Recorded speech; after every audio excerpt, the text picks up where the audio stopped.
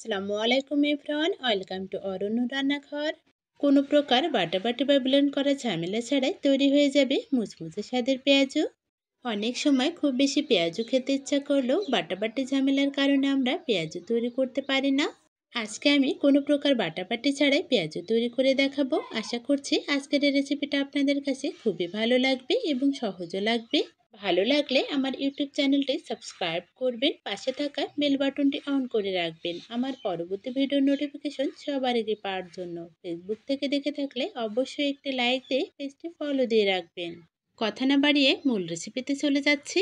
আজকের এই পেঁয়াজু রেসিপিটা তৈরি করার জন্য আমি এখানে হাফ কাপ পরিমাণ মসুরির ডাল নিয়েছি। ডালটাকে আমি আগে থেকে ভিজিয়ে রেখেছিলাম পরিষ্কার পানি দিয়ে। 3 থেকে 4 বার ডালটাকে আমি খুব ভালোভাবে ধুয়ে নিয়েছি। পেঁয়াজু তৈরি করার জন্য 2 থেকে 3 ঘন্টা আগে ডালটাকে আপনারা ভিজিয়ে রাখবেন। এবার আমি ডালটাকে খুব ভালোভাবে কিছুক্ষণ মাখিয়ে নেব, এতে করে আমাদের ডালটা অনেক বেশি নরম হয়ে যাবে। দেখুন, আমি 1 থেকে 1.5 মিনিট ডালটাকে মাখিয়ে নিয়েছি, এতে করে আমার ডালটা অনেক বেশি নরম হয়ে এসেছে। এবার আমি পেঁয়াজু তৈরি করার জন্য 1 কাপ পরিমাণ পেঁয়াজ কুচি দিয়ে দিচ্ছি, কয়েকটা কাঁচামরিচ কুচি দিয়ে দিচ্ছি, স্বাদ অনুযায়ী লবণ দিয়ে দিতে হবে, খুবই সামান্য পরিমাণ গোটা জিরা দিয়ে দিচ্ছি, খুবই সামান্য পরিমাণ হলুদ গুঁড়া দিয়ে দিতে হবে। এবার আমাদের সবগুলো উপকরণ খুব ভালোভাবে হাতের সাহায্যে মাখিয়ে নিতে হবে।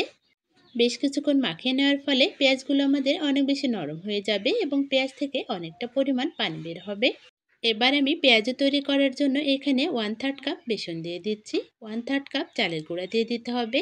আপনারা পেঁয়াজু তৈরি করার জন্য যতটুকু বেসন দেবেন ঠিক তার অর্ধেক পরিমাণ চালের গুঁড়া দিয়ে দেবেন, এতে করে পেঁয়াজুগুলো অনেক বেশি মুচমুচে হবে। এবার আমি কিছুটা সময় ধরে পেঁয়াজুর মিশ্রণটা খুব ভালোভাবে হাতের সাহায্যে মাখিয়ে নেব। পেঁয়াজুর মিশ্রণটা হাতের মধ্যে যতক্ষণ পর্যন্ত না আঠালো একটা ভাব আসে ঠিক ততক্ষণ পর্যন্ত আমরা মিশ্রণটাকে মাখিয়ে নেব। দেখুন, আমাদের পেঁয়াজুর মিশ্রণটা মাখানো হয়ে এসেছে। এবার আমি অল্প অল্প করে মিশ্রণটা নিয়ে পেঁয়াজুর শেপ দিয়ে তেলের মধ্যে ছেড়ে দেব। তার জন্য একটা কড়াইতে পর্যাপ্ত পরিমাণ তেল দিয়ে দিয়েছি। তেলটা আমাদের খুব ভালোভাবে গরম করে নিতে হবে। আপনারা অনেকেই বলেন পেঁয়াজুর মধ্যে অনেক বেশি তেল চুপচুপে থাকে। তেলটাকে আমাদের প্রথম অবস্থায় খুব ভালোভাবে গরম করে নিতে হবে। পেঁয়াজগুলো দেওয়া হয়ে আসলে মিডিয়াম টু লো আছে পেঁয়াজগুলো আমাদের ভেজে নিতে হবে। পেঁয়াজগুলো আমরা বারবার উল্টে দেব না। একটা পাশ খুব ভালোভাবে ভাজা হয়ে আসলে অপর পাশটা আমাদের ভালোভাবে ভেজে নিতে হবে। এভাবে পেঁয়াজু ভাজলে পেঁয়াজুর মধ্যে খুব বেশি তেল প্রবেশ করে না এবং পেঁয়াজুগুলো অনেক বেশি মুচমুচে হয়। দেখুন, পেঁয়াজুগুলোর একটা পাশ ভালোভাবে ভাজা হয়ে এসেছে। এবার আমি অপর পাশটা উল্টে দিচ্ছি। পেঁয়াজগুলো যেহেতু আমরা গোটা ডাল ব্যবহার করে ভাজছি, তাই আমরা পেঁয়াজগুলো ভাজার সময় একটু সময় নিয়ে ভাজবো, এতে করে আমাদের পেঁয়াজগুলো অনেক বেশি মুচমুচে হবে। আমার একটা পাশ পেঁয়াজ উল্টে দেওয়া হয়ে এসেছে। এবার অপর পাশটা ভাজা হয়ে আসলেই আমাদের পেঁয়াজগুলো ভাজা হয়ে যাবে। দেখুন, আমাদের পেঁয়াজগুলো ভাজা হয়ে এসেছে। এবার আমি উল্টে পাল্টে একটা চাকনার সাহায্যে তেল ঝরিয়ে পেঁয়াজগুলো উঠিয়ে নেব।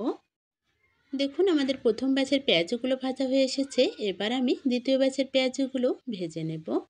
তার জন্য আবারও চুলার আঁচটা কিছুটা পরিমাণ বাড়িয়ে নিতে হবে এবং একে একে সবগুলো পেঁয়াজও দিয়ে দিতে হবে। দেখুন, আমি একে একে প্রত্যেকটা পেঁয়াজও দিয়ে দিচ্ছি এবং প্রত্যেকটা পেঁয়াজও দেওয়ার পর আবারও আমি উল্টে পাল্টে লাল লাল করে ভেজে উঠিয়ে নেব। আজকের এই পেঁয়াজগুলো কোনো প্রকার ঝামেলা ছাড়া তৈরি করা গেলেও খেতে কিন্তু অসম্ভব মজার হয়ে থাকে। একটা খেতে শুরু করলে আপনি আপনার হাত কন্ট্রোল করতে পারবেন না, এই পেঁয়াজগুলো এতটাই বেশি মজার হয়ে থাকে।